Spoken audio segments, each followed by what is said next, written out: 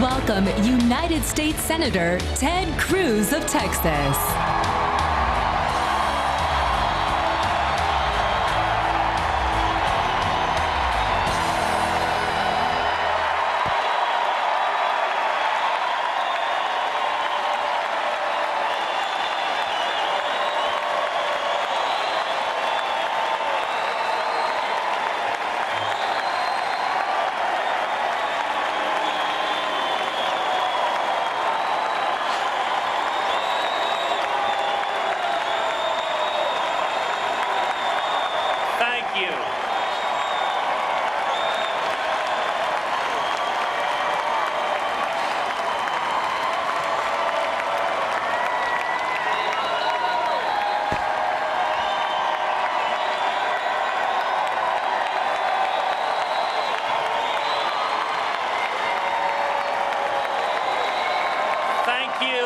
And God bless each and every one of you. Heidi and I are so honored to join you here in Cleveland, where LeBron James just led an incredible comeback victory. And I am convinced America is going to come back too.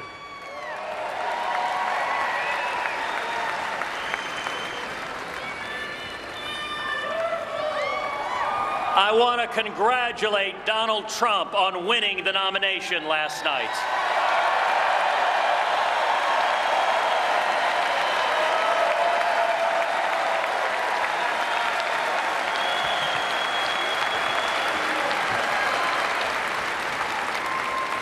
And like each of you, I want to see the principles that our party believes prevail in November.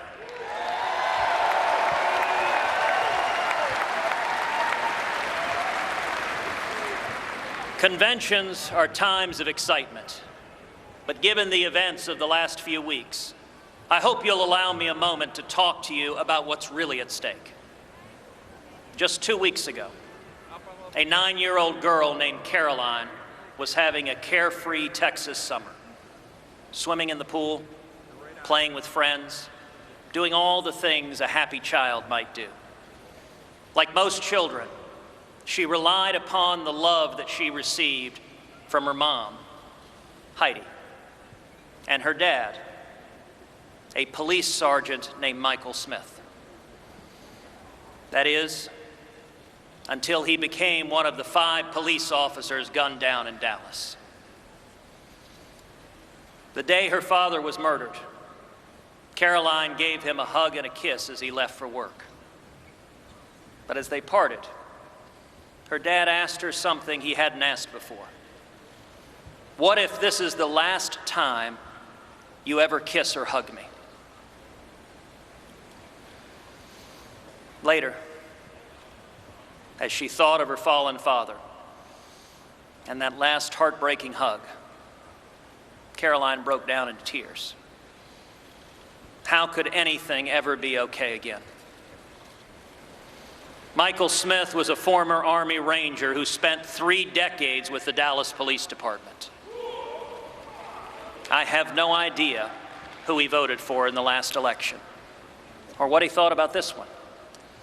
But his life was a testament to devotion.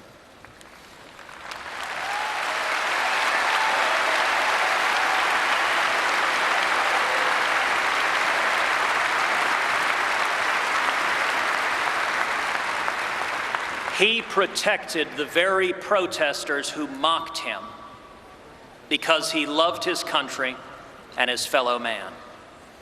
His work gave new meaning to that line from literature: to die of love is to live by it.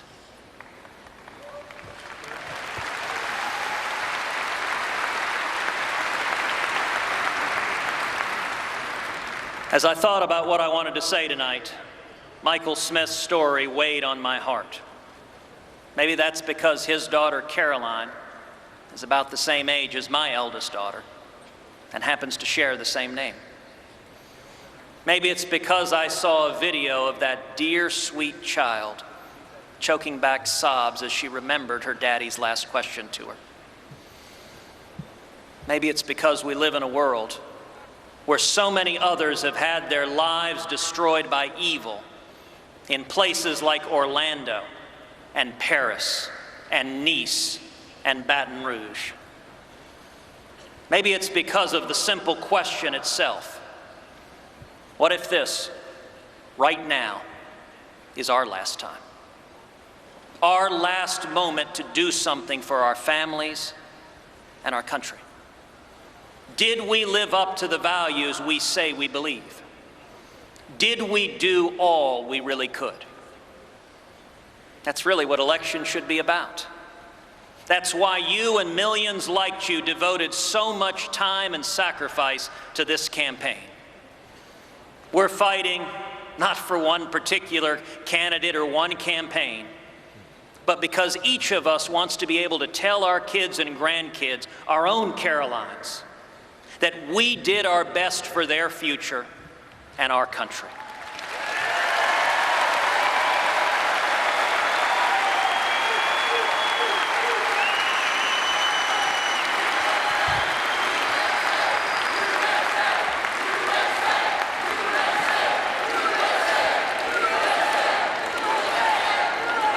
America is more than just a landmass between two oceans. America is an ideal, a simple yet powerful idea. Freedom matters.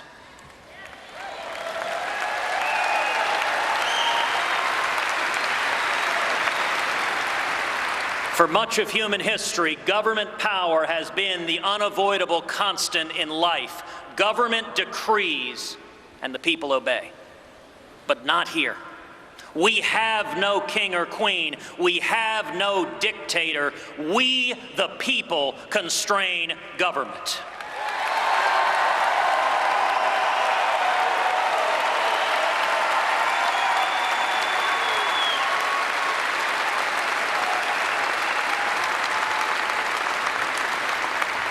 Our nation is exceptional because it was built on the 5 most beautiful and powerful words in the English language. I want to be free.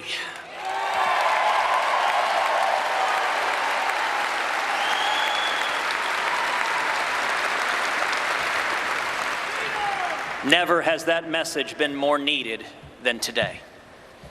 We stand here tonight, a nation divided. Partisan rancor, anger, even hatred are tearing America apart.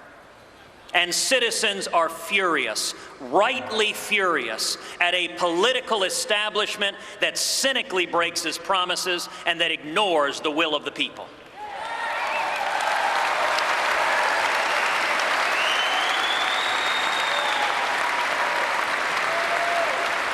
We have to do better. We owe our fallen heroes more than that.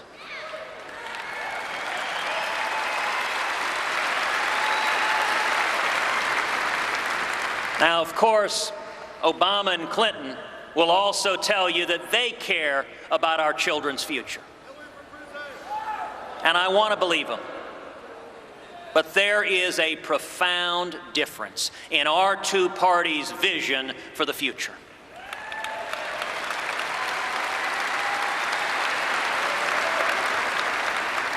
Theirs is the party that thinks ISIS is a JV team, that responds to the death of Americans at Benghazi by asking, what difference does it make?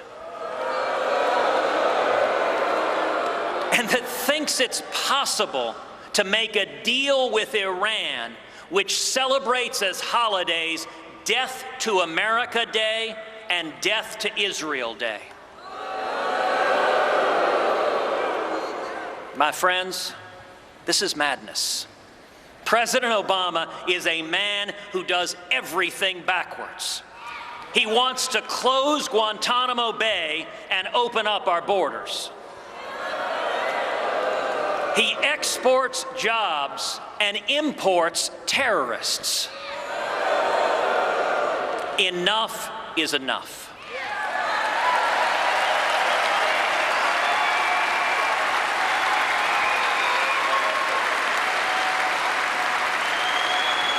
And I am here to tell you there is a better vision for our future, a return to freedom.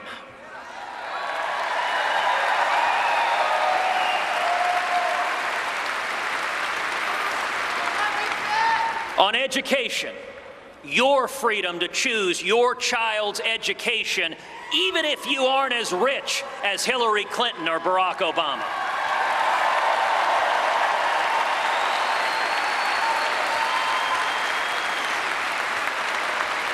On health care, your freedom to choose your own doctor without Obamacare.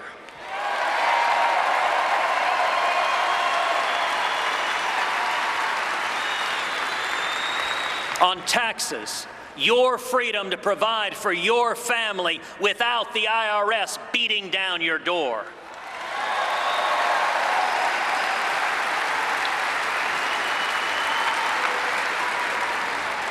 The internet, keep it free from taxes, free from regulation, and don't give it away to Russia and China.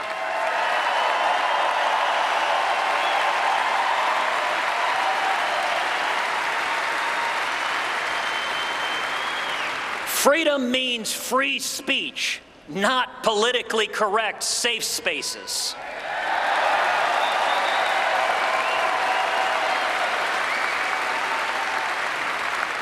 Freedom means religious freedom, whether you are Christian or Jew, Muslim or atheist.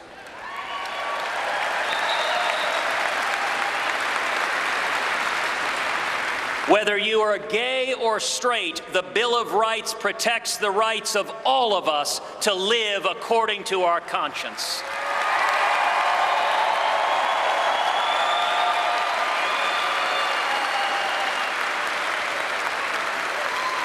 Freedom means the right to keep and bear arms and to protect your family.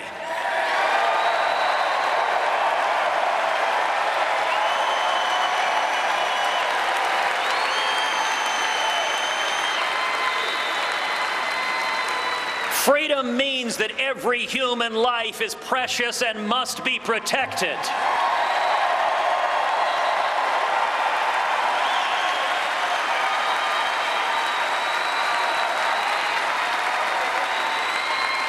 Freedom means Supreme Court justices who don't dictate policy, but instead follow the Constitution.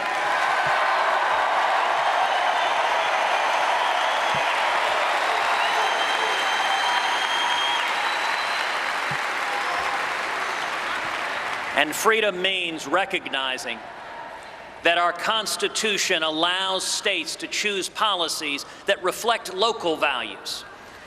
Colorado might decide something different than Texas. New York, different than Iowa. That's the way it's supposed to be. Diversity.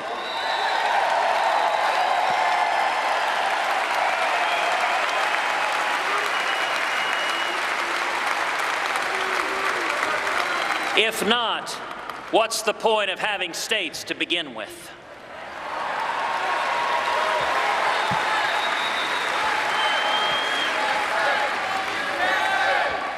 Now, Hillary Clinton believes that government should make virtually every choice in your life. Education, health care, marriage, speech, all dictated out of Washington. But something powerful is happening. We've seen it in both parties. We've seen it in the United Kingdom's unprecedented Brexit vote to leave the European Union.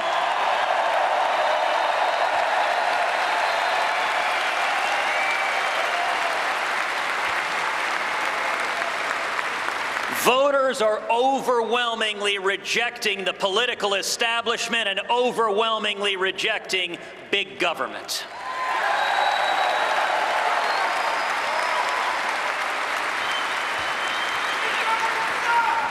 That is a profound victory, and it is one earned by each and every one of you. People are fed up with politicians who don't listen to them, fed up with a corrupt system that benefits the elites instead of working men and women.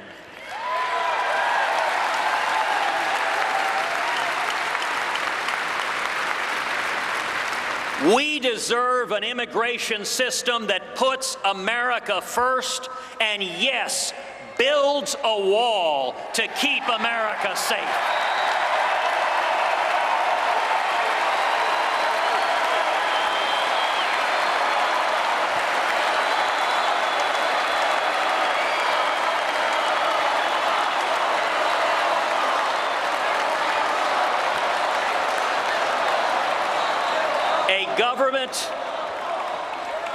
A government that stops admitting ISIS terrorists as refugees.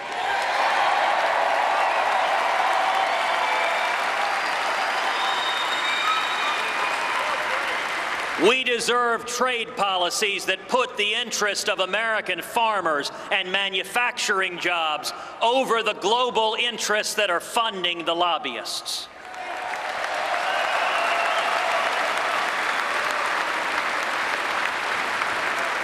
And if we stand together and choose freedom, our future will be brighter.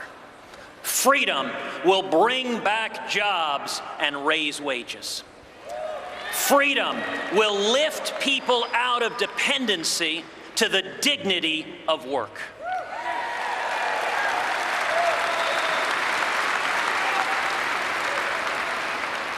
We can do this. 47 years ago to this day, America put the very first man on the moon.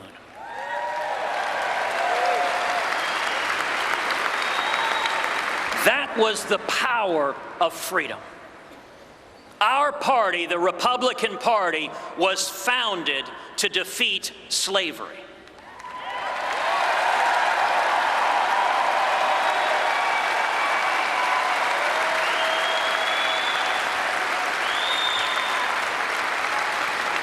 Abraham Lincoln, the first Republican president, signed the Emancipation Proclamation.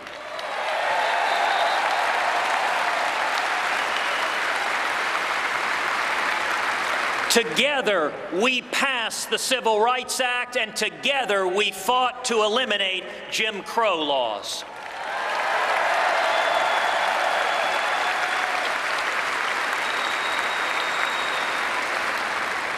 That's our collective legacy, although the media will never share it with you. Those were fights for freedom, and so is this. Sergeant Michael Smith stood up to protect our freedom. So do the soldiers and sailors and airmen and Marines every day fighting radical Islamic terrorism.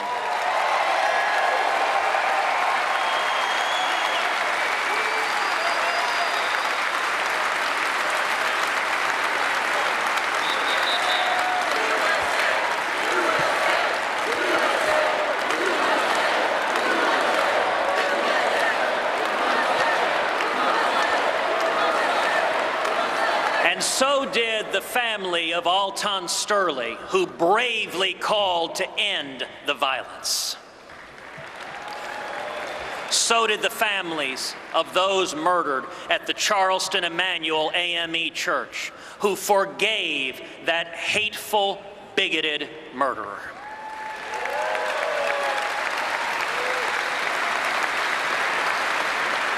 And so can we. We deserve leaders who stand for principle, who unite us all behind shared values, who cast aside anger for love. That is the standard we should expect from everybody.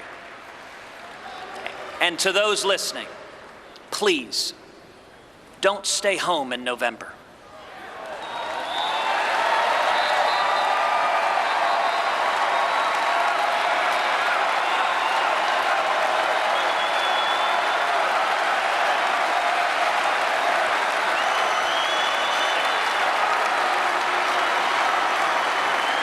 If you love our country, and love your children as much as I know that you do, stand and speak and vote your conscience. Vote for candidates up and down the ticket who you trust to defend our freedom and to be faithful to the Constitution.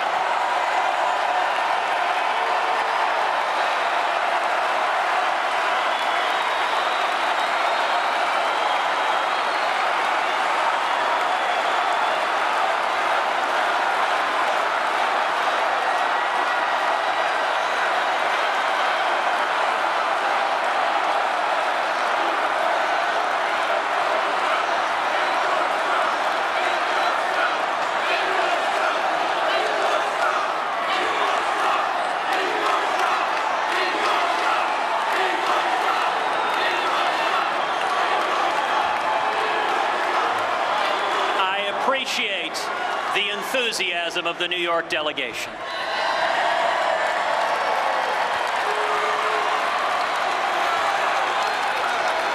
And I will tell you, it is love of freedom that has allowed millions to achieve their dreams.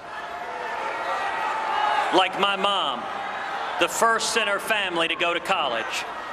And my dad, who's here tonight, who fled prison and torture in Cuba, coming to Texas with just $100 sewn into his underwear.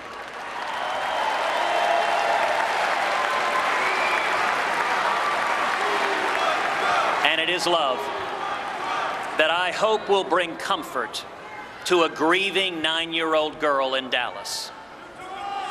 And God willing, propel her to move forward and dream and soar and make her daddy proud.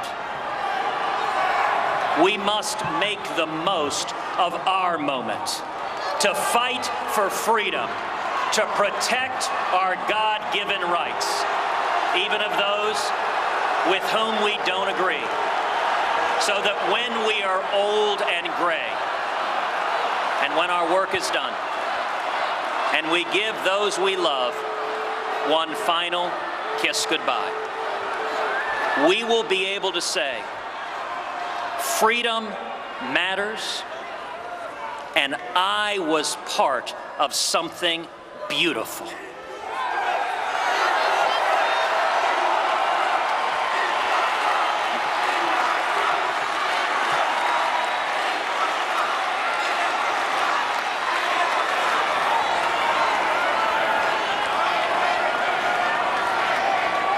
The case we have to make to the American people, the case each person in this room has to make to the American people, is to commit to each of them that we will defend freedom and be faithful to the Constitution.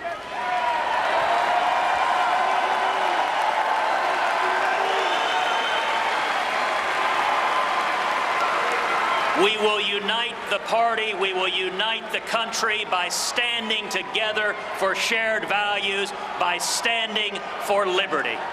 God bless each and every one of you, and God bless the United States of America.